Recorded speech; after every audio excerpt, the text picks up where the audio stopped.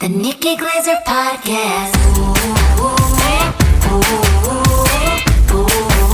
The Nikki Glaser Podcast. Here's Nikki. Hello, here I am. Welcome to the show. It's the Nikki Glaser Podcast. Ooh, my voice is like low in the new year. Sensual. It's back, baby. Puberty. Welcome to the show in the new year. It's me, Nikki Glaser. I'm at my home in St. Louis. Taylor McGraw is here with us. Hello. Hello. She's going to be redesigning the podcast studio pretty soon. Very excited about that. Just to prove some chairs, talking about a wall. Talking about a wall. Things are going to be different around here, guys. Brian Frangie is not here with us today because he is still on vacation. I guess I would not call it a vacation, but he is doing something he likes to do for vacation, which is go to national parks, and he's in Death Valley. Isn't that like so he's being tortured? What'd you say? Isn't it so What's K? The name Death Valley?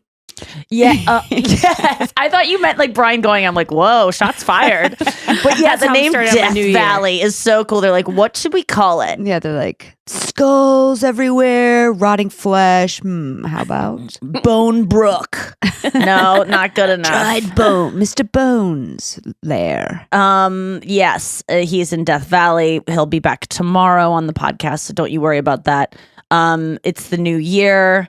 It's new us. Let's talk resolutions. Let's talk like looking back on the year. On the girls' chat, Anya made like a point of being like, let's talk about all the things I loved about this last year. It's really hard because you like end up just saying a bunch of things that happened in the last couple of months because that's all you can remember. Yeah. Right. You know, like I was trying to review my year and I'm like, everything was like in the fall and winter because that's just what I remember mostly.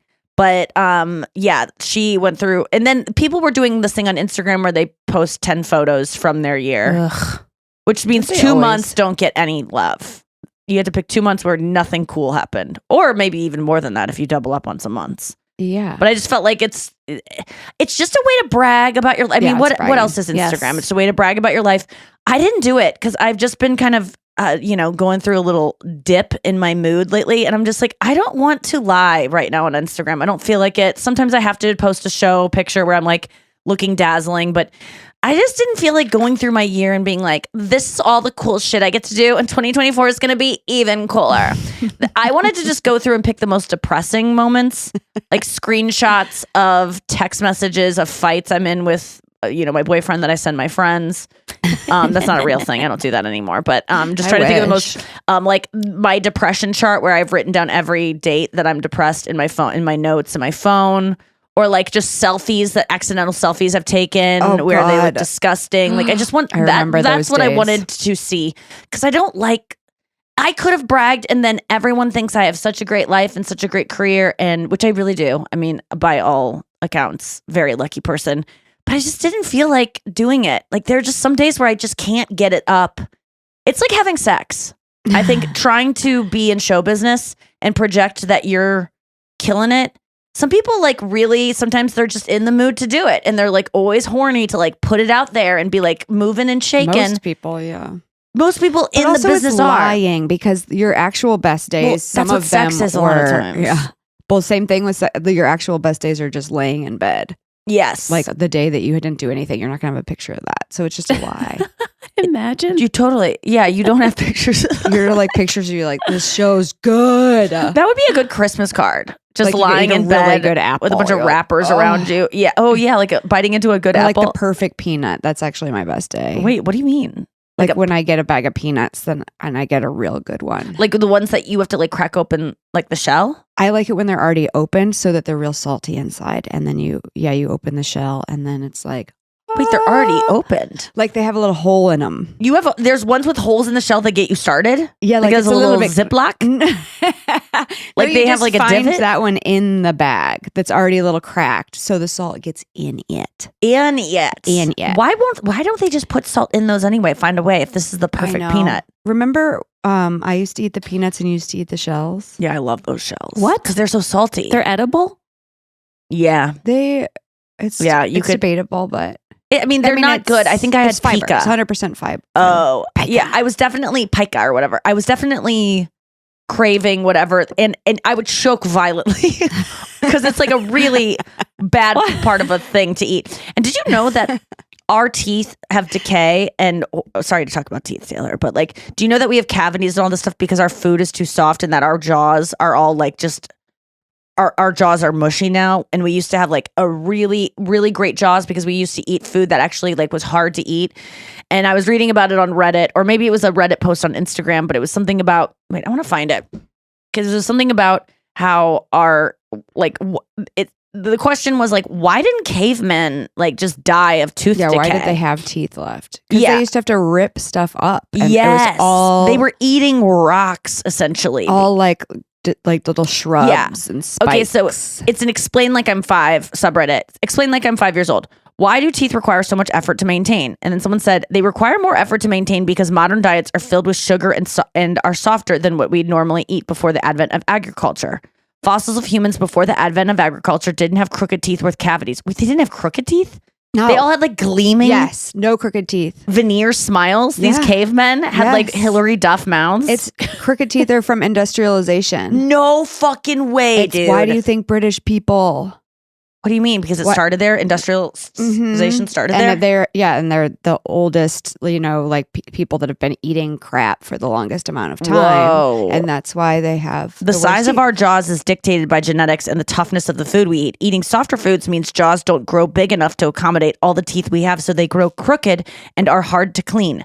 Diets filled with sugar means any leftover sugar in our mouths gets converted into acid by bacteria in your mouth.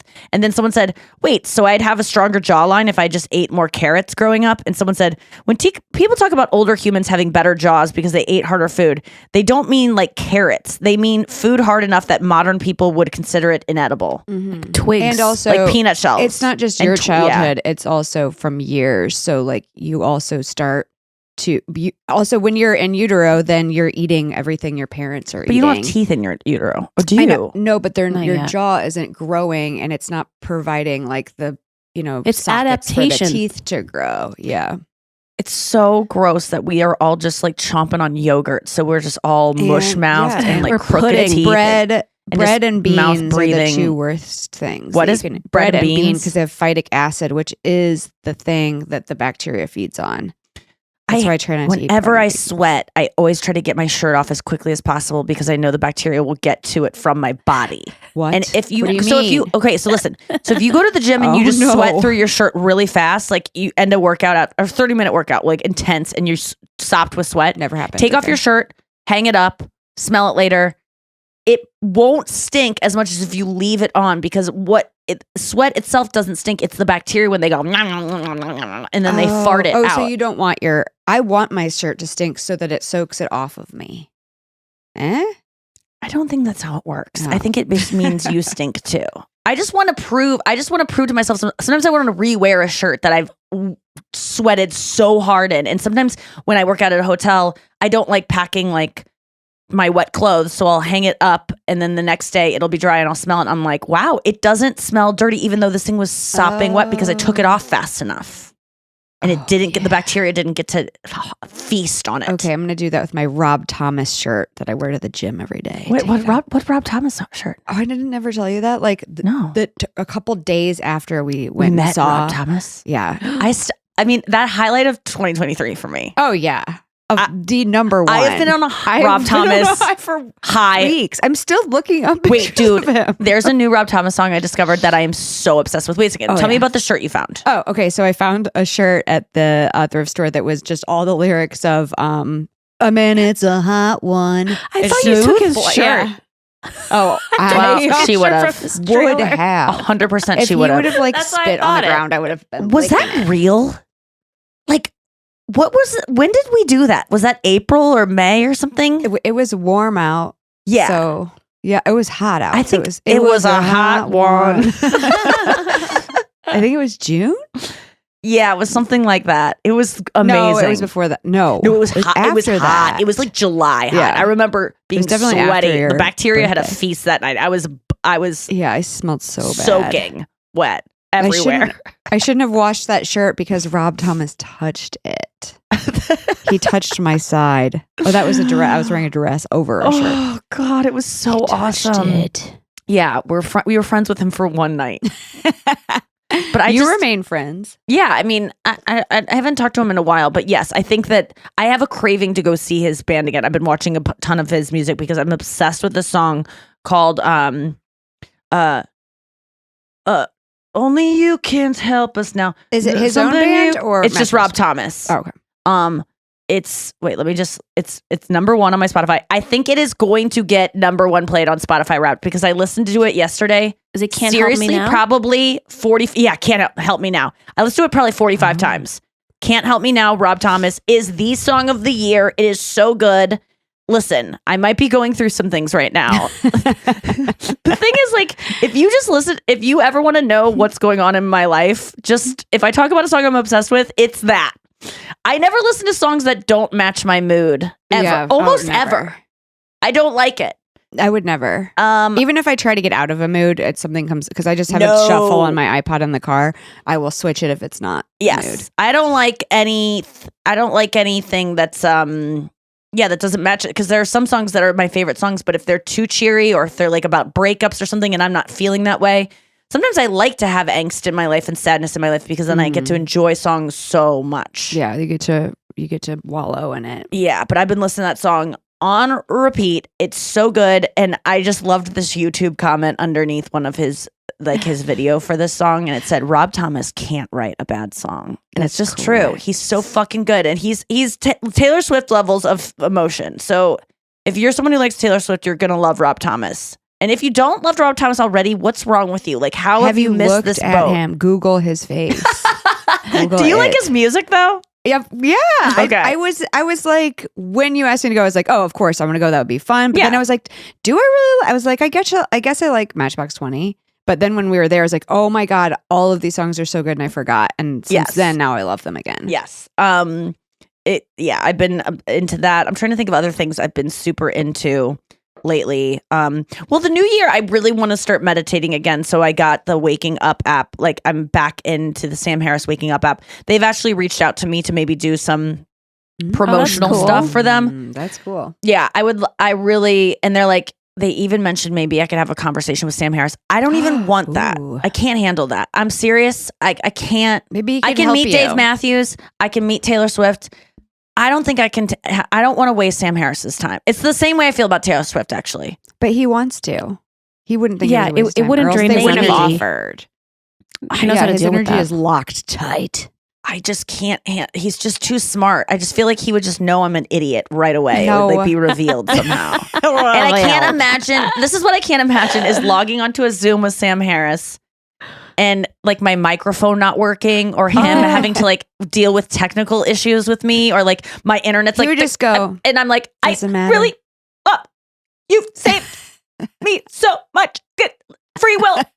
There's no free, like, I just can't. And he'll be like, I can't really hear you. We're having issues. He's like looking at his like, it would just stress me out to no end. I did it to Bethany Frankel once when I was on her podcast. I didn't like that. Like her having to wait for me to reset my Wi-Fi. Oh, no, thank you. I don't want to do that to anyone who is more successful than me. Pretty well, though. I don't know why. It bailed that day, and she made me feel better. She said I was once on I was on a Zoom with Michelle Obama, and my Wi-Fi was going out. So I was like, okay, this girl gets it. All right. It made me feel so much better because she got it right away. It's so nice when someone just immediately makes you feel at ease by giving an example of when this happened to them, and they just get it. It makes me feel so good. But I'm going to try to start meditating more. I'm leaning into self-care this year. I read that book, Letting Go, or I'm reading that book, Letting Go. What kind of self-care? It's a very broad term. It means like if I want to take a nap all day, I'm going on more walks by myself, listening to more music, letting myself be, even though I did see 9 Taylor Swift concerts this year in person, and then I went to Eras Tour, the movie, so I literally saw 10, which equals to about 40 hours of Taylor Swift. And that is pretty self-care-y. I really want to like lean into going on walks alone and like getting to know just like being kind of the person that I kind of roll my eyes out of, like writing poetry at the park, or like sitting by alone and just doing things alone, or like I don't know what reading more books, and not feeling constantly when I'm reading a book like I should be doing something else. Oh, you feel like that when you're reading a book? Yeah, because I start reading a book and I go, why am I not reading a nonfiction book that's going to actually teach me about myself? Or like I'm reading this Letting Go book, and by reading I mean I'm listening to it, so it never feels like I could say I'm reading, but I'm listening to the audiobook for Letting Go, which my friend Bobby J. Cox, who's been on the podcast before, he wrote me and said, your recommendation of this book has changed my life. This book. And I'm like, I haven't even finished this book, and this book has already changed your life. It is so good. And I have been finding myself trying. So the book is pretty much just about any feeling you have. You can just choose to let go of it. You don't have to like process it. You don't have to like metabolize the anger. You can truly just like choose to not care, not push it down. Don't push it away. Just like let go. And I don't really know how to do it because he doesn't tell you how to do it. He just talks about doing it so much that you just start to like be like, oh, maybe it is that simple. So yesterday, for instance, my friend, I was in Colorado over the weekend and Denver for 2 shows, which so many besties came to. Thank you so much. On the 30th and 31st, got to meet so many of you, especially the ones who cried when they met me. That means so much to me. Please take up my time and energy with your tears. It will never offend me. Nice. It always makes me feel so good. Nikki loves it. I let that in. Talk about letting something in. I will say in the past when besties have cried and stuff, I'm so present and I'm so like there for them and like, thank you so much. But I don't really let it in because I just feel like somehow I've deluded them into thinking I'm something that they think I'm not, or that they think that I'm something that I'm not. But this weekend, I really was like, this girl is telling me that I've changed her life and that I mean so much to her. And that when I say I'm talking to my younger self, that she feels like I'm talking to her. Aww. And I can this girl would not be crying if I didn't actually make a difference in her life. And then I think about if I died, this girl would really be affected by it. And I don't really even know her. And then I know my family would be sad if I died, and you and Noah and Brian might have, he might frown that day. But Frowny. But he might go, oh shit, and like wistfully look at a hat I gave him or something. But is wistful's positive, right? Yeah. Or is it forlorn? I think you can be wistful, like sad. It can be a little sad. Okay, cool. I just want to be more correct with my grammar, moving into the new year. But I really was letting that in this weekend. And I was like, when I was hugging these girls and they were like crying and stuff, I was like, man, that is really, I'm going to let in this love. It really felt good. And I haven't read the letters that you guys wrote me. I think 2 girls gave me letters and I haven't read them yet, but they are in my guitar bag and I will read them at some point. I think someone will have to like be present with me to read them. It's almost like me watching TV. I can't do it alone. But maybe in the new year, there's new things. I'm going to start doing things alone. Like I can't watch TV alone for some reason, but why not? Reading a book, I do that alone. But it feels like when you're reading a book, you're almost like doing it with the author. Yeah. Right. Like you have a friend in it. Whereas TV, I don't feel like I have a friend in it. I don't know why. I just need someone to process TV with me. And maybe because when I'm reading a book, I can't be on my phone because I am on my phone because I read books on my phone. So on TV, you have to. Anyway, so this Letting Go book, I applied it this weekend. I think you should tell the story and I'm going to imply it right now. Oh, okay. I'm going to let go of this story right now and we're going to return to it when we get back. All right, we're back. So this weekend I was in Colorado. My best friend, one of my best friends, Girls Chat, Catherine, lives there. That's what we used to call Catherine? Yeah, so Catherine was supposed to come to my show on Saturday night on the 30th, but she got really car sick on the way home from her parents' house, which is like 2 hours away from Denver. She lives in Denver. I met her at University of Colorado Boulder. We met on the first week of school. I had no friends. I was anorexic. I looked disgusting. No one wanted to be friends with me, but I did get to go out with all the girls on my floor to go to a frat party. And we were at the frat party and we both like looked at each other like, this is how, like we just caught each other's eyes like, look, like we had maybe met a little bit beforehand. And I had told a story about hitting a garbage man with my car when I was in high school. And so there was a little bit of interest in being friends with me because I seemed to be kind of funny. Very desirable for friends. People were like, what is this girl about? No, they liked it. $dollar.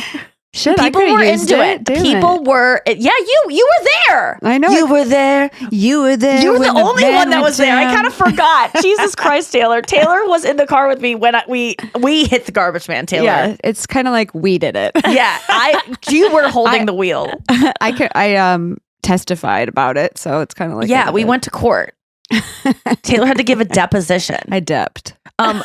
Speaking of deposition, this is an ADD podcast, but and it's not as actually one, but it is because I have it. Speaking of deposition, I bet you know this too. Remember Conan? My favorite joke of all time. You already knew. That's my favorite joke of all time. Okay, so let's just go to Conan 1998. Yeah, around the Clinton scandal thing. And he used to do this thing where he would, on his late night show, he would have like the face of Clinton, but the mouth would be carved out. And then Robert Smigel, who does the voice of Triumph, would be doing the voice. So you just saw the lips. So moving, just it was called Clutch Cargo for some reason. But he would just do the lips, and Conan was interviewing Bill Clinton, at like just the face, and then the lips would move. And he was like, "Do you want? I'll do the question. You do the joke." Okay. Is it true, President, that you told Monica to lie under deposition? I did not tell her to lie under deposition. I told her to lie there in that position. I'm not really good at Clint, but all his voices were like that. All of them were like just Triumph. Like, I told her to lie there in that position. And by the way, a Triumph clip that killed me, and I posted on my Instagram story recently. He was just on Conan's podcast, Robert Smigel, and he did Triumph's voice, or he did it for the first part, when Conan O'Brien. Did I already say this on the podcast? I probably did. I don't think so. I told everyone about it because I'm obsessed with this joke. It's just one of my favorite jokes of recent time. And he was talking about, I think I told you, Noah, but he was talking about, Conan, I'm so glad to be here. Conan, I've seen you, I saw you in the beginning, and then now I'm seeing you clearly at what is the end. And Conan's laughing, and he goes, "Oh, Sirius XM, Conan, oh." He goes, "Oh, Sirius, the wave of the past." The wave of the past is so funny. That's so good. Oh my God. And another great joke I heard this weekend, talking about great jokes, was in the movie Pop Star, which is the best comedy movie going. It is up there top 5 comedy movies of all time. Have you ever seen it? I don't know what that is. No. Who's the pop star? Obsessed. We watch it on Girls Trip. It is pound for 100%. It is. Yes. There is not. Chris and I were marveling because we've seen it before, and then we saw it together. I think 8 years ago when we were together, and then we I'd broken up a bunch in the time, and then I watched it one time like on a date with a guy, and we started making out, and then I didn't get through it, most of it. So I've only seen it like 1.5 times, and then we watched it this weekend again. It is so. Every single chance there is to make a joke, they're making a joke. It's the funniest movie there is. It's about Andy Samberg. Do you know who that is? He's an SNL guy from like, mid 2000s. He, mid aughts or whatever. He plays like a Justin Bieber character called Kinda For Real. And he used to be in a band called the, I forget what they're called, the Style Boys. And then they broke up, and now he's like a solo artist, kind of like a Harry Styles, but it's based on Justin Bieber, really. And it's like a documentary following him and his solo career, which his first album was a huge success, and now he's releasing his second album, and it becomes a huge flop, and it just follows him around. But Sarah Silverman is his publicist. And she's like, this is just one of my favorite jokes. And Chris and I definitely were like, Sarah probably wrote that joke. And next time I see her, I want to ask her if she wrote it. But she was like, Connor's music isn't necessarily for me, but it just makes so many people so much money. And that was like, we were like, oh, that's such a good joke. Because I just love jokes. Obviously, I like jokes that just like twist the ending, like the wave of the past. M. Night Shyamalan it. Yes. I like how you say his name almost like probably the way it's supposed to be said. M. Night Shyamalan. I think it's M. Night everyone says Shyamalan, but I think it is it's spelled Shyamalan. So this weekend, Denver. So Catherine and I saw each other. We were at this frat party. I told the story about hitting the guy with my car. She was probably interested. She was probably like, that girl's cool. I want to hang out with her. And Catherine had eating disorder issues too in the past. So I think she probably didn't judge mine as much, but she wasn't like rough looking at the time we met, but I certainly was. But we made eyes at this frat party. I remember the hallway where I was just like looking for, when you're at college, you have no one, you have no friends, nothing familiar. You're so completely alone. And so I was just caught her eye, and we both were like, ugh. And we were kind of like rolling our eyes at one of the girls we were with. That was like the cursed person to this day that I've ever met in my life. So many kids. Can't say college. Her name, but college. It was pretty much college. And So we left and I came up to her and was like, do you want to get out of here? And then we were walking away from the party and we were like 2 blocks away and we just started talking a little bit. And I was like, I think like our kids are going to know each other. Like that's how good of friends we're going to be. And like that was, I predicted, I was like, I know we're going to be best friends. So she's been my best friend, you know, on the top shelf with you guys since that moment. And, but every time I go to Denver, it's like, that's my exciting time to see Catherine, but I didn't. And she goes on girls trips too. But this weekend she couldn't make it to my show, which I don't really care because she's seen me a million times. And the show, I have like so many people. There's not a lot of time to hang. And she has kids and a family, so she would have to leave after the show anyway. So it's like she would just go to watch my act. And it's like, who cares? So I mean, it's great, but she's, you know. So she was sick, so she couldn't go. And then she couldn't go Saturday or Sunday either. And she was like, you know, she wrote me on Sunday. She's like, hey, any chance you can hang Monday before you leave? And my flight was at 11:15. The airport's 45 minutes away. We got to return the rental car. And I was like, yeah, but you have to come downtown. She lives 20 minutes away from where I was staying. I was like, you have to be here like 7:30 so we could we need at least an hour to catch up. We have a lot to catch up on. Yeah. And so she was like, I'm down. I'm like, fuck yeah, let's do it. Let's do an early morning thing. So I wake up at like 6:30 to finish packing so I can just go, and then Catherine could drop me off and I can just pick up my bags and we can go to the airport. And I am brushing my teeth. I text her like, hey, meet me. Actually, don't park here. We were going to park and then walk. And I go, just pick me up because all the Starbucks were closed. It was New Year's Day. So we had to like go somewhere else to a different Starbucks. And so she writes me at 7:29, I'm just about to leave. And I was like, what? Like, I don't, if you know me, you know, I don't like any time. Like, I have nothing, everything's already done for me to be ready to go. Like, what am I going to do now? Like, meditate? I'm not meditating until today. That's when that started. And so I was just like, I have to admit, I'm sorry if you're listening to this, Catherine. I was like filled with rage. And she could probably kind of, not rage, but just like, I just don't like when people are late and they can't just tell me you're going to be late. Yeah. Like, how did you just know you were leaving your house 25 minutes late only now? Like, couldn't you have predicted 25 minutes ago when you were supposed to leave that you were going to be at least 5 minutes late, then 10, then 15? Like, I guess maybe I would like to hear from some besties about why people are late. I can never understand. But here's the thing about people who are late. And I'm going to get to what letting go in a second, but let me just bitch about people who are late a little bit more. My sister is late too, to everything. Really? But not everything. Because I've asked her, because I don't complain about it with my sister because she's got 3 kids. It's hard to get out of the house, everything like that. But every single time we hang out as a family, she's at least a half hour late, her and her husband, no matter what. And it's just, you know, we've tried to change the time, so we tell them a different time. She somehow figures it out and will still show up a half hour late. She's so sneaky. Everyone knows late people. You can't do this with them. They'll just figure late it out. people and not late people. But then I said to her, I wasn't trying. Listen, I was trying to get the information I wanted, but how do you not be passive aggressive or like when you want? My thought was aggressive. It's not passive. My question is, how do you have a job if you're always this late? Mm-hmm. That's what I wanted to ask, because I wanted to say, like, I've noticed you're late all the time, which I don't complain about to her. So, but I've noticed this, right? So I have all this accruing, all this data that I have not let her know I've accrued, right? That I've noticed she's late all the time. How do I ask her without revealing that I've accrued this data? Like, so I don't like being passive though. You know, like I would like to say, I've noticed you're late all the time. No judgment, but are you not late? But you are judging. But so I am judging. Just say, I don't understand how you can be so late all the time. Wait, That's can I say no judgment? Like so much judgment? Like, hey, listen, I'm just wondering. So much judgment. Like, why are you? But I said to her, tons of judgment. Are you ever late for school? Because I know she's not, because she would not have a job, right? She has a first hour class. Class starts at 7:50 at Kirkwood High School.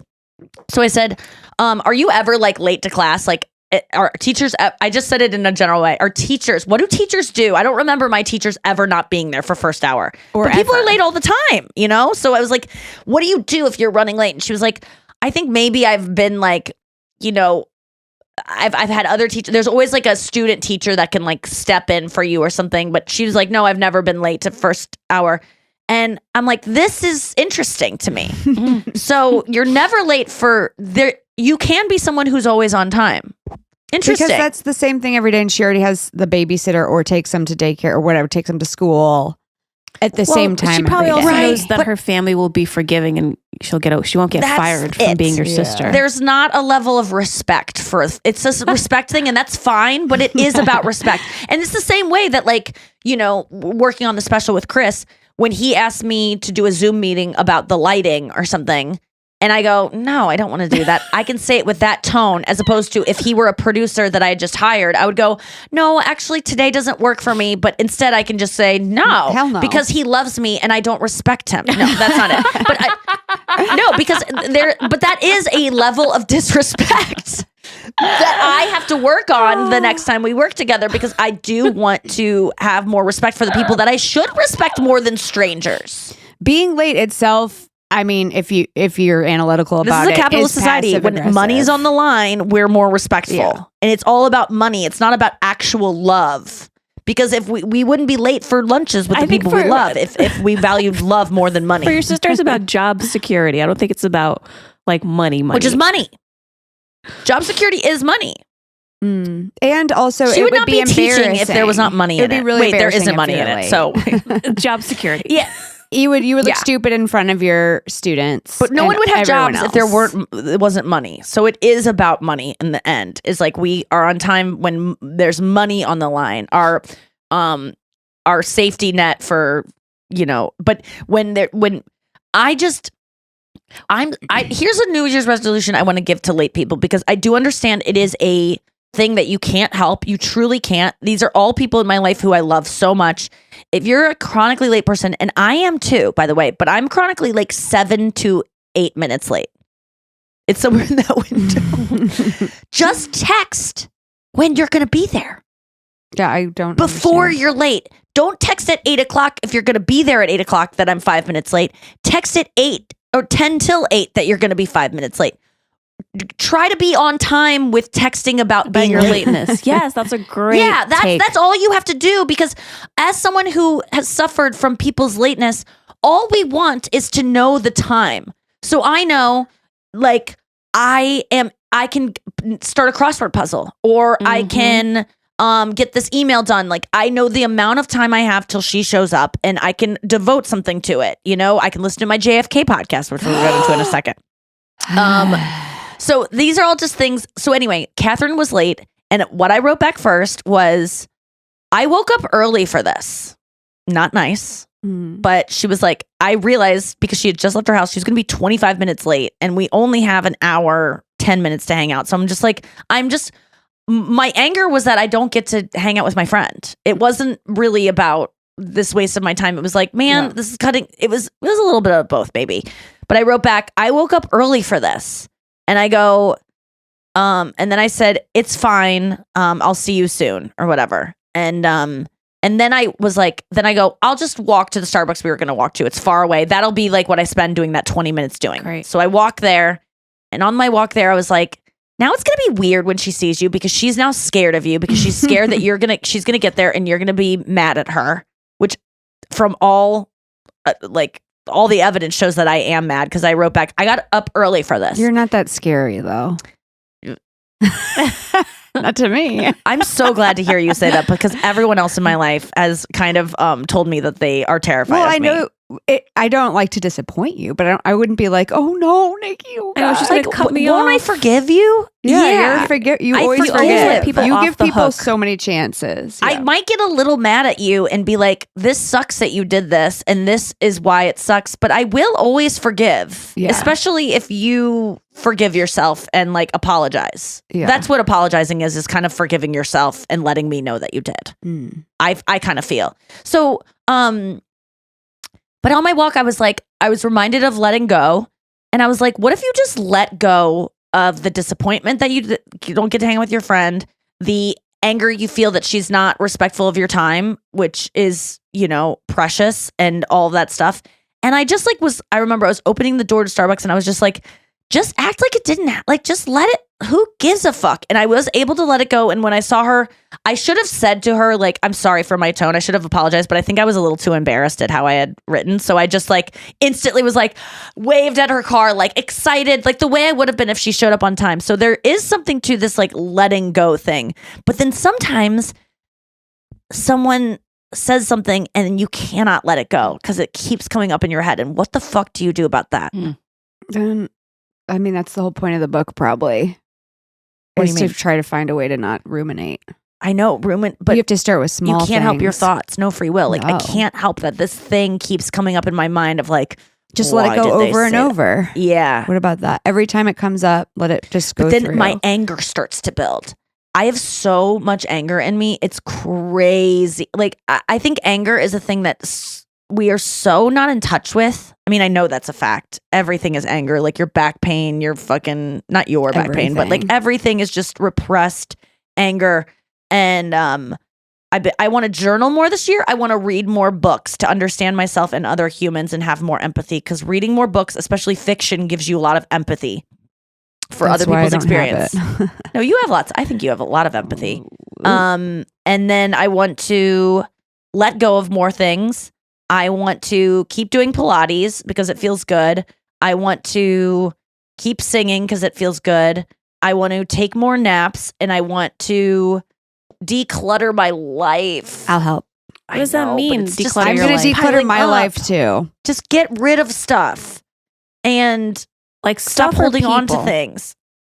I mean, that's a good point too. People too. Like I'm really tired of hearing about people in my friends' lives who I'm like, get rid of this person. I can't. I almost can't handle you anymore because I hear about this person so much. That's when my anger comes. And when I start up. sounding like that kind of person to myself with people, I like when I start sounding like a person that like is holding on to things, like because when you listen to your friends complain about stuff, you're just like, just quit that job. Stop. Just leave that person. Come on, it's easy. And then it happens to yourself. It's so much harder. But yeah, that's another thing. Letting people go too, and stop people pleasing so much. But I wish I had people to let go because I feel like I could, but I don't even know anybody. And that's great. Then you probably have let go of everyone. I went to your Christmas party and there was some gems there. You think? Yeah, I love that girl that used to be Yvette. I talked about her on the pod. Regina? Yeah. She was really cool. And then her boyfriend, who was a therapist, Greg, was really cool. They were just interesting. Yeah, they're very people. Calm and Greg was cool. like, "Thank you for talking about everything." He was like, he doesn't know my work. He was just like at the party. He was like, "Thank you for being so vulnerable." And I was like, "What did I say?" I was like, I think I'd said like, "Oh, I think about killing myself a lot," or I said something. Just, conversationally, just Christmas chatter. and he like made a point to be like, that was really vulnerable what you just did. And it made me feel so special. So yeah, that's how he talks. Well, he was like, I could tell he was impressed with my candor. Mm-hmm. And I liked. He really liked you and Chris. Oh, that's so nice. Yay. What about Julie? What do they think of party animal Julie? Oh, everybody loves Julie. No one doesn't love Julie. She's a crowd. I was like, my mom was there too. Everyone's like, Julie and EJ were cool. I was like, but what about my mom? Because my mom's just holding Anya's dad's book like, oh my God, he wrote this. Anya's dad wrote this? Well, who's Croft then? Who's Jerry Croft? That's not Anya's name. Why is her name Marina? Like just so many questions. She is just a hoot and a half. Hoot and a holler. She's so fun. She's like that's another goal this year is to spend more time with my mom. Yeah. That's my goal too, spend more time with Julie. Well, yeah, you should go thrifting with us because Come on with it. My mom doesn't invite me thrifting, but I have her on Find My Friends. And so I just am going to go start finding her around the St. Louis metro area. I'll take her at all she needs to go to the bins with me. She knows where the bins are. She's in a bin right now. She's knee deep in a bin right now. I know it. I never seen that bitch at the bins. Really? No. Oh, well, maybe we go on different days. Maybe different schedules. Maybe she's 20 minutes late. No, she's on time for those bins. She has like nemesis at these places. Oh, me too. See, we need to go together. Yeah, they show up at the same time and they're all just rooting around for new stuff. Like the racks. The racks come out. Yeah. And she sees the same people all the time. God damn it, she's always at that rack before me. It's just annoying, Nick. And I go, well, you're there too. So funny when people complain about crowds and it's like, well, you're part of it. Why is everyone at the airport today? Well, why are you? You're the part of the problem as well. I'm listening to the JFK podcast, Who Killed JFK? And it's with a question mark, but they keep saying it like it's called Who Killed, like they're going to tell you because they are. Well, I know who it is, so we'll see. Yeah. Everyone needs to listen to this podcast. This is a gift to Americans from Rob Reiner, the filmmaker, writer, actor, producer, Rob Reiner, who gave us such things as When Harry Met Sally, Spinal Tap, Stand By Me. This guy has taken it upon himself because I forget the origin story of it, but he was like 15 when JFK was assassinated, murdered, and he, lived through that. But then he met someone through some film he was doing who enlightened him to the fact that JFK was murdered and it was a conspiracy and it was 100% that. And it, Lee Harvey Oswald did not act alone. Woo-woo. And he pretty much sets this up. And then the podcast is going to tell you who, it's... When was it created? There's not like a shadow of a doubt anymore. Like it was created this year. It just came out. I think they're still releasing new episodes. So it's an episodic that comes out every week. But now there's like 9 episodes to binge. I'm through episode 3 because it is pretty dense in terms of they really hold your hand through it. Like a real dummy can listen to this and understand it. But you're distracted on your phone, you're watching, you're on an airplane, someone asks you a question, and you got to hear every little name that comes through. But you can just read Jerry Croth's book because, of course, he has told us who did it already. Yeah, I don't know who did it yet because I'm only on episode 3, but I'm guessing the CIA because the Bay of Pigs disaster and JFK wanted to dismantle the CIA. It was very, very well documented that JFK hated the CIA. The CIA was war hungry. JFK wanted peace. Mm-hmm. They did not like that. They wanted war. And he was going to split the CIA into 1,000 pieces and totally dismantle it. And I wonder if he even thought this was a possibility that they could kill him. No, I don't think so. Why? Because he was not, he had a disease. That's why he was orange. He was orange? He wasn't using VersaSpa? Yeah, he's very orange. Like he's very tan looking. Mm-hmm. He had some like serious health problems, really bad health problems. That's why his head was kind of like round moon shaped and he's orange. People think that's just how he looks. He was a little Kreiderschat. We learned about a congenital disease in high school. Why were they teaching this? They didn't teach us about safe sex in high school, but they taught us about different birth defects. Safe sex. You don't remember? Not really. With pH balance, we had that class. A guy named Paul Holleran, who we called pH balance, and they showed us just zoomed in pictures of like genitals with herpes and all stuff. Kinds of in Miss Rice's class. Yeah, and she would point and be like, "Now tell me where the pee would come out." And we're like, "We don't know," because it was don't know. So it's like a cauliflower. It's a Jesus statue crying. It just soaks out of the marble at some place. Wait a second. Hold on. Wait. Why did we learn about congenial diseases though, like Kreiderschat, which is a disease you can get if you have a you get a genetic mutation, and they called it Kreiderschat. I don't mean to laugh at people with Kreiderschat. I don't even think they survive very long. So we can laugh at them. Yeah. So they're all dead. Maybe there's it could be too soon, but Kreiderschat babies. They called them that. And this is too funny to tell high schoolers. They would cry like a cat. And it was in France. And so it's called Cry of the Cat. Kreiderschat. And it would be like, it's so sad. And they had a big moon and they would have a moon-shaped head. Like JFK. So maybe he's Kreiderschat. Okay. Is it a crescent moon like that old mascot for Domino's or something? I have to bring it over. I found we made there was a kid that we thought was a Kreiderschat. No. Because of his head shape. Okay. God damn it. But we did not bully people to their moon-shaped faces. Not at all. It was just in notes that we would pass to each other. Oh, you know what I thought of yesterday? What? The song Starry, Starry Night came on. Okay. You guys know that song? Yeah. Oh, yeah. I remember that song. It's Don McLean. And one time we were talking about somebody that had acne scars or something, and Nikki said, "Scarry, scarry face." What an asshole. No, it was the funniest thing I've ever happened. We would bully people with notes. There's no question. If a note would be found, it would be very hurtful, but we not to their faces. That is the difference. It's not good that we did this. We just had self-esteem issues and we projected it. Correct. Which I still do in my own mind. But okay, we have to wrap in this segment and go to a break. But we're gonna come back and we're gonna talk more about the JFK stuff. And we already covered Karate Chat. Okay, yeah, we'll be back. So wait a second. JFK had like a disease. And that made him stupid? No, he just wasn't able to like participate. Know that the CIA would kill him? That's one of the side effects of this disease? He also was, banging a lot of chicks like Marilyn Monroe and stuff. They were trying to kill Marilyn Monroe. They killed her. They killed her? Yeah. Why? What'd she know? Because she had an affair with Bobby and with But why kill her? JFK. Who cares? Because she was going to tell, because she was borderline. She was going to tell. So they killed her? She didn't commit suicide? Mm-mm. Oh, dear. But anyway, he had a lot of health issues. But also, the CIA, that was just one of the things. But maybe the CIA killed him, maybe not. But they had some things to do with it, for sure. There was a lot of people. He was also trying to get rid of the mafia. So a lot of people think that organized crime. And that's why Jack Ruby was a mafia guy.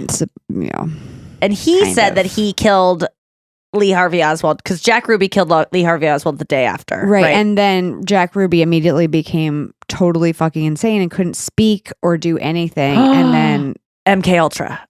Yes. Whoa. Well, okay. Whoa. There's someone also more important in that story. I can't MK wait. Ultra. Well, I loved the part of this podcast where they're talking about the Zapruder film, which I did not know. The world did not see the Zapruder film until the 70s. They gave the Zapruder film to the CIA, and then one copy was made by the guy who was making the digital copy. Not digital copies, but they were like converting it from 5mm to 35mm. And that guy who was working in the Kodak lab was like, I'm going to make one copy. And he was the one that brought it on Geraldo Rivera's show. Cool. And with Dick Gregory, comedian, which by the way, Dick Gregory was the one who blew this case wide open by going on Geraldo Rivera's show called like Tonight, Tomorrow or something like that, or like This Week Tonight.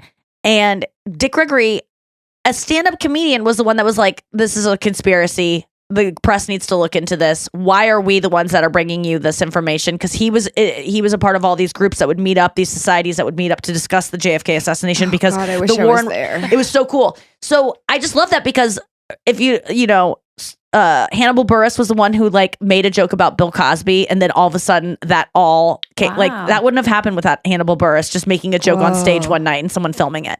And being like, look it up, type in Bill Cosby rape and see what happens. Oh my God. Which was already well documented, but no one was looking at it. I did not know that. Yeah. And there's one other example, I can't remember right now, of just a comedian saying something and everyone going like, wait, let's look closer at this. Me talking about John Benet on this podcast every single time I'm on it. Well, did you see the girls' chat? No. I went to her house. What? I saw her house this weekend and I did a drive-by. Picture? When you're on the girls' chat, did you take a picture? Yes. And I sent it to the girls' chat. Send it to me? No, but I sent it to the girls' chat. Do you know what that means? What does it mean? That I have to become more obsessed so that you remember. Wait, look at it. I am the one that should receive a picture of. Well, I thought everyone would like it. It's the next 3. There you go. Have you ever been there? No. Why? Because I haven't been to Boulder. Seems like you would make a pilgrimage there. So I didn't get to go to Columbine. Denver and I wanted to go. I didn't get to go to Columbine on this trip, but I did see the John Benet house. And I was surprised it was not torn down because they did. Did you know they tore down the Idaho murders place? Yes. It was the house just sold. Why they don't? This house just sold. You can see on Zillow and you can go through a whole tour of the entire house. It's nuts. It's crazy. What did it sell for? Like 4.3? 7 million. Jeez. 7 million? Jesus Christ. Or at least that's what it was for sale for. Yeah. That's good job. Someone goes, Nikki. why didn't they tear down the John Benet house? And I go, and why did they tear down the Idaho thing? And I go, because look at the prices. Yeah, it's a shed. It's like a off-campus last night. I was like, low-income shed. Is the most ugly house. If I wouldn't ever live in there because I'd be like, I will definitely get murdered here. In the Idaho one? Yeah. Oh, really? It's just so ugly. Like they should have known when they went on a tour of it. It's their fault. Yeah. So when is all that the Idaho stuff gonna start? 2024 is the trial starts. Oh, that's this year. I know. We're here already, so baby. Slow. What about like you're the murder girl expert. What about the Delphi? Delphi is when is insane. that gonna start? That's not gonna start till at least late in 2024, October 2024, which is insane because they're going to kill him long? first. They're trying to kill that guy. Why? Because he didn't do it at all. Because you think it's cops. I think it's cops or someone that's really high up, or else there wouldn't be all this ridiculous conspiracy. If you want to look into a crazy murder, I've talked about it on the podcast before, but the Delphi murders in Indiana are insane. And I read a book called Down the Hill, and it's so good and so creepy. And it's the worst thing because if you're a girl like me who used to like walk through the woods with her friends, you just see yourself so much in this because you could have been murdered. All they were doing, it's going on a walk. They were just on a walk on a day off school where it was like they had extra snow days to get rid of. So the school was just like, we'll take a day off. And the little girls just went to the park and they got heinously murdered by possibly a police officer. By what Taylor somebody, thinks, because they have allegedly. 45 seconds of this By video. Taylor. Yes. At least. And we only know 1 second of it. Down if the hill. they have a whole video of someone, why wouldn't they release that? Because if the guy's already in if they have jail. him. Yeah, because usually they don't release stuff because they don't want that guy to like run harder. And it doesn't look anything like that Hide guy. more. It's definitely not him. I think it does look like that guy. No. Really? It looks much more like another guy that is other people think is involved. Well, let's talk about another conspiracy. The movie May December. So I went on a rant last time the podcast happened in 2023 about the movie May December and how shitty it was and how I can't believe that people are talking about it for Oscar nominations and all this stuff. And then a bestie wrote me about she felt the same way about it, but then she went on Reddit threads and read about how all the things I hated about the movie and that we both hated about the movie were actually reasons why it was good. What? So, yes. So the music sting throughout it are supposed to be okay, so the movie is about Natalie Portman, who's an actress who goes to visit this woman who is like a Mary Kay Letourneau situation. She slept with her student, or not student, but she slept with like a 7th grader when she was in her 30s. And now it's, 25 years later, and they're grown up and they have a family and kids of their own that are going to college. And this kid is now 33. She's 50 something. And Natalie Portman goes to study the family because she's going to play this woman in a movie. And the whole movie, you're thinking Natalie Portman is probably like a Natalie Portman type actress, right? Like she's doing this amazing role. And you get little hints here and there that maybe that isn't the case, but you don't really think about it.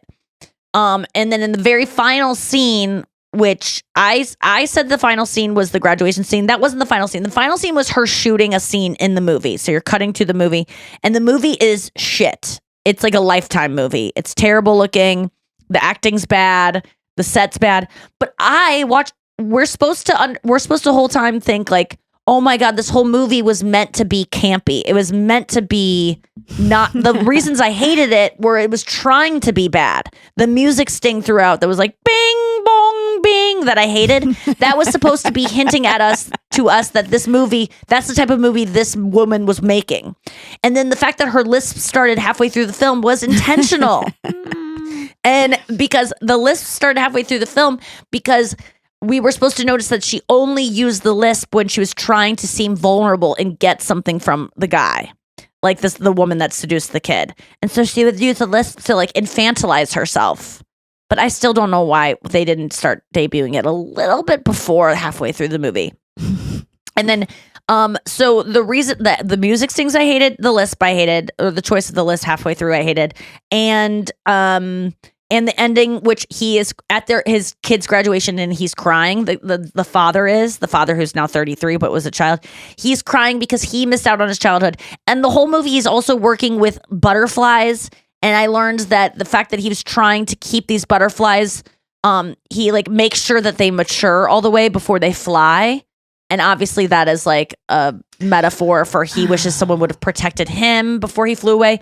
And then there is a whacked out scene that I cannot believe this is real. I sent it to Chris last night. It is do you remember Mary Kay Letourneau and this guy?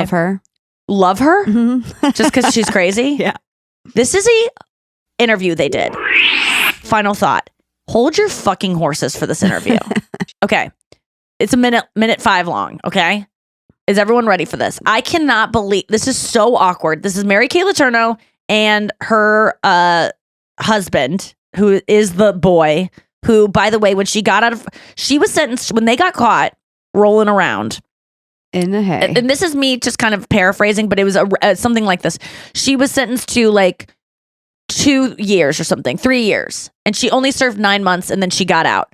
Within a week or so, she's caught rolling around with him again. She goes back to prison for 10 more years. She could have gotten out after 9 months, but she went back again. She gets out after 7 for that or something. They get married, have kids.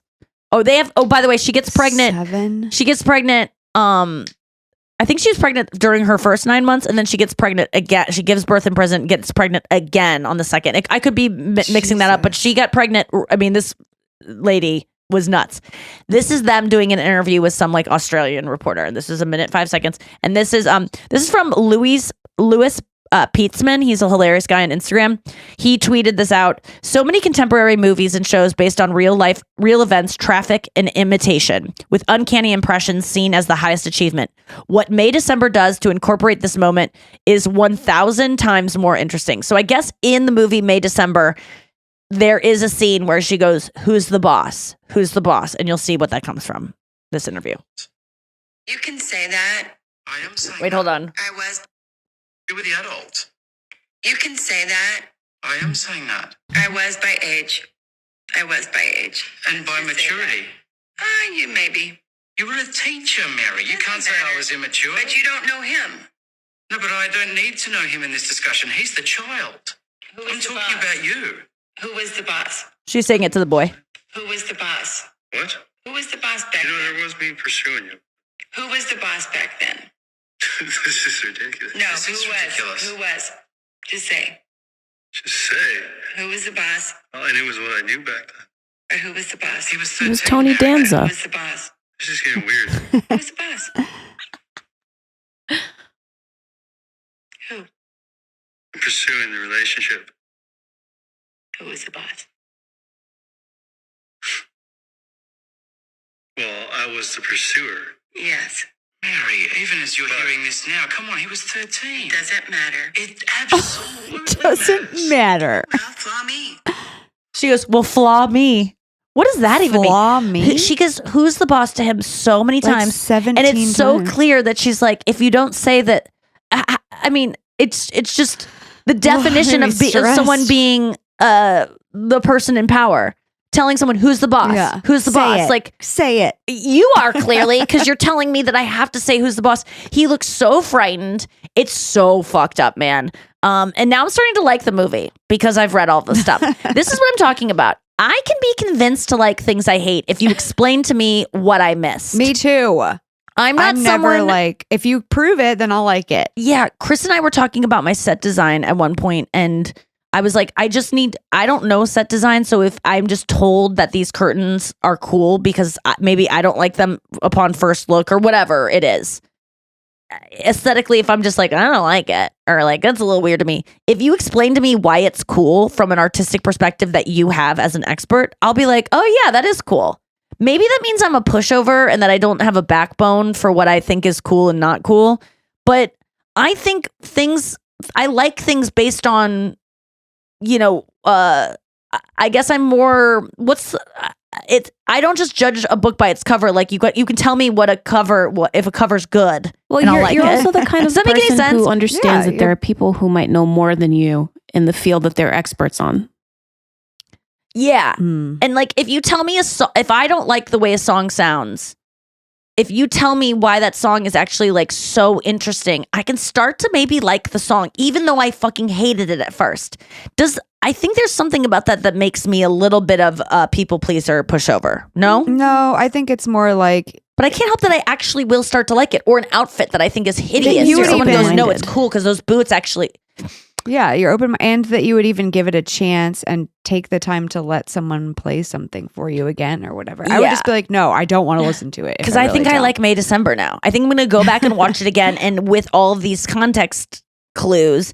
But Chris made the point, he was like, well, then they missed the mark. If we're two intelligent people and we couldn't understand that they were trying to show us that this was actually shitty, or it was the movie that she was going to make was shitty, then they failed. Because why wouldn't they just make it the exact story if they're going to even use the interview? It seems like they could have done a better job because the real story is very interesting and crazy. But if you were bored throughout this movie, then they didn't do a good job. But maybe it is good because I'm so obsessed with talking about it. Like sometimes things are so bad that you talk about them a lot and I'm like, well, maybe I think it's good. Because I like Taylor Swift because of all the hidden messaging, the things that you don't get on the surface, the stuff that if you listen to it a couple times, you go, oh my God, she's referencing that moment. Like I'm obsessed with this clip of Taylor Swift where she's dancing, at Eras Tour and she's dancing to We Never Go Out of Style. Which is clearly about Harry Styles. It's called Style. It was written on 1989. 1989 is an old album pretty much about Harry Styles. Everyone knows it. She's never explicitly said it, but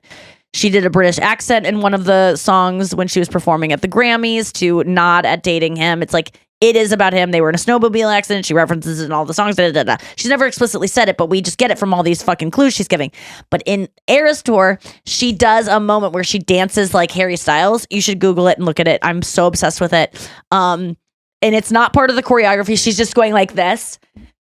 And she does like a little, and she does 2 seconds of it, but it's enough to just nod at us and go, I know who this is about. You know who this is about. I could always have reasonable deniability that, or like whatever that word is, that that maybe I just danced like that and it's just a coincidence, but it's not. And I love stuff like that. So maybe I just missed the mark on this movie, and there are people who are more perceptible. She actually puts it in the movie. From what it sounds like, people on Reddit created that meaning, and it made sense. Like they're just making sense of something bad. Yeah, but we are also making sense of this thing. But I do think they're right. Like I almost know they're right because it is so over the top. This musical sting is so stupid that I do think the director, who when I'm looking at, so I went on my own Reddit search and read all about it, and I'm like, oh shit, I'm an idiot. I kind of missed all of these things. And I can admit I'm an idiot sometimes. Like sometimes it's so embarrassing when you think something's lame and you go, wait, that's what they meant it to be lame. Does that ever happen to you where you make fun of something and people go, no, that's the joke. And you're like, oh. Yeah. Like this weekend, all the time. This weekend we were at a karaoke bar for New Year's Eve, and Chris had a friend of his sister showed up. And she was so funny, but I didn't expect her to be this funny. And it was a really loud bar, so I wasn't like hearing what she was saying exactly. And she was like being very sarcastic and like, but truly funny. And Anya showed up a bit later after I had already established this girl is like next level funny. She's like Kirsten levels funny. I could just tell. How dare she? And she was like, at one point she put on this like Happy New Year's Eve like crown, and she was talking about online dating and how horrible it is, and how she just like went out with someone who had a roommate, and she was like, I'm 39, like I can't be like, hey, can I use the bathroom, or is your roommate gonna be out there? Like she was just like talking about it to me prior to Anya getting there.